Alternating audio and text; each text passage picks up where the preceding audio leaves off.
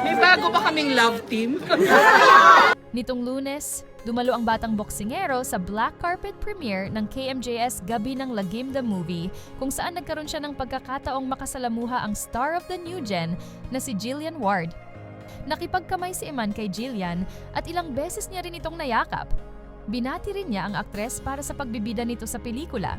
Nauna nang inamin ng boksingero sa Fast Talk with Boy Abunda na may crush siya kay Jillian. Ilang araw matapos nito, sinabi naman ni Jillian sa isang interview na nag-followan na sila sa Instagram. Sinabi rin ni Jillian na umaasa siyang magkikita rin sila ni Eman sa lalong madaling panahon. At finally, nagkita na nga sila na nagpakilig sa maraming fans.